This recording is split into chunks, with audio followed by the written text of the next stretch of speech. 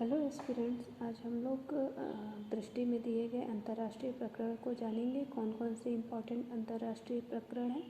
पहला है गरबा, मानवता की अमूर्त सांस्कृतिक विरासत। अमूर्त विरासत के अंतर्गत ऐसी परंपराएं सम्मिलित हैं जिन्हें देखा नहीं जा सकता और जिन्हें हम पूर्वजों से प्राप्त करते हैं, जबकि मूर्त विरासत के अंतर्गत साक्षात देखी जा सकने वाली कला वस्तुएं शामिल होती हैं, जैसे स्थापत्य, मूर्ति, चित्र आदि। अमूर्त सांस्कृतिक विरासत में केवल पूर्वजों से प्राप्त परंपराएं ही शामिल नहीं होती, बल्कि इसमें समकालीन ग्रामीण और शहरी परंपराएं भी शामिल हैं, जिनमें विविध सांस्कृतिक समूह प्रतिभाग करते हैं। स्मरणीय तथ्य: अमूर्त सांस्कृतिक विरासत के संरक्षण हेतु यूनेस्को की अंतर सरकारी समिति की 18वीं वार्षिक बैठक 5 से 8 दिसंबर 2023 के मध्य कसाने, बोत्सवाना में संपन्न हुई। इस बैठक के दौरान कुल 51 नई विरासतों को यूनेस्को की अमूर्त सांस्कृतिक विरासत सूचियों में शामिल किया गया।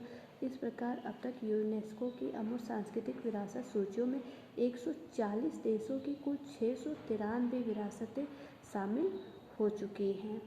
51 नई विरासतों में से 45 को मानवता की अमूर्त सांस्कृतिक विरासत की प्रतिनिधि सूची में शामिल किया गया है, जबकि 6 विरासतों को अविलंब संरक्षण की आवश्यकता वाली अमूर्त सांस्कृतिक विरासतों की सूची में शामिल किया गया है।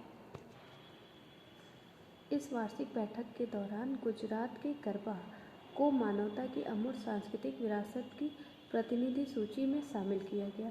गरबा भारत की 15वीं ऐसी अमूर्त सांस्कृतिक विरासत है जिसे यूनेस्को की इस सूची में शामिल किया गया है। गरबा एक अनुष्ठानिक और भक्तिपूर्ण नृत्य है जो हिंदू त्योहार नवरात्रि के अवसर पर किया जाता है। ज्ञातव्य है कि गरबो या गरबा शब्द की उत्पत्ति संस्कृत शब्द गर्भदीप से हुई है। गोलाकार छेद वाले एक मटके को गरबो के नाम से जाना जाता है। यह मटका मानव शरीर का प्रतीक है और उसके अंदर जलता हुआ दीपक दिव्य आत्मा का प्रतीक है।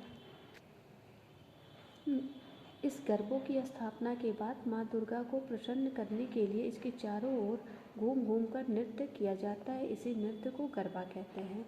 उल्लेखनीय कि वर्तमान में भारत अमूर्त सांस्कृतिक विरासत के संरक्षण हेतु अंतर सरकारी समिति का सदस्य है।